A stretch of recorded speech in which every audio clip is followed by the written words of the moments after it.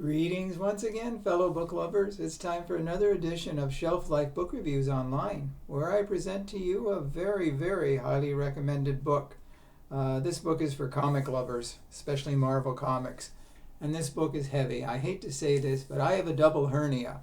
And this book's heavy, so I don't want to do any more damage. But anyways, this is Marvel Encyclopedia, new edition. This is published by DK Books.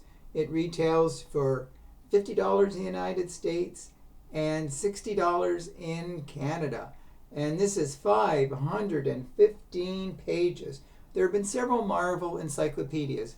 This is the newest. It's the latest, and as far as I'm concerned, the greatest. So let me put it down.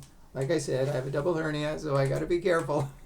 And I'm a comic lover from way back. I started buying Marvel comics about 1964. And I think at that time they put out about 10 comics per month, and I had them all. I loved them. There were a lot of superheroes I liked, and there are a lot of villains that I didn't like. And I think at the time there was something like maybe 100 characters total throughout all the comic books. Well, this new edition has over 1,200 entries. It's the most complete book so far. So if you were a Marvel comic lover way back in the day, or a current Marvel comic lover, this book is the most complete book. It was fascinating reading it, to see how comics have evolved since I read them back in the 60s. I guess I stopped reading comics in the early 70s, just before I went to university.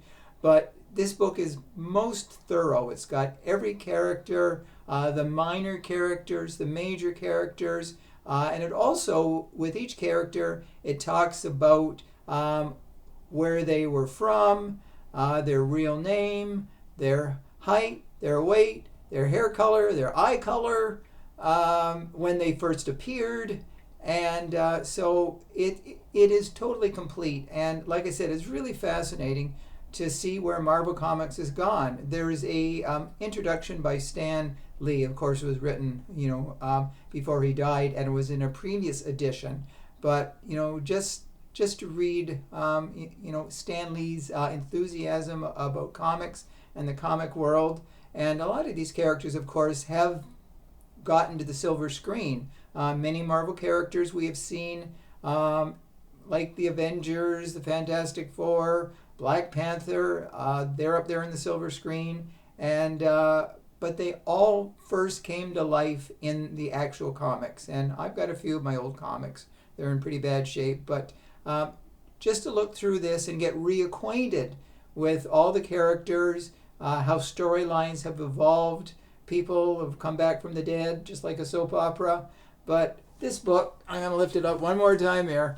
It is really an amazing volume. I can't show you every single page, but like I say, it's complete. It's got an illustration for every single character, their whole life story, what they have done, the good and the bad.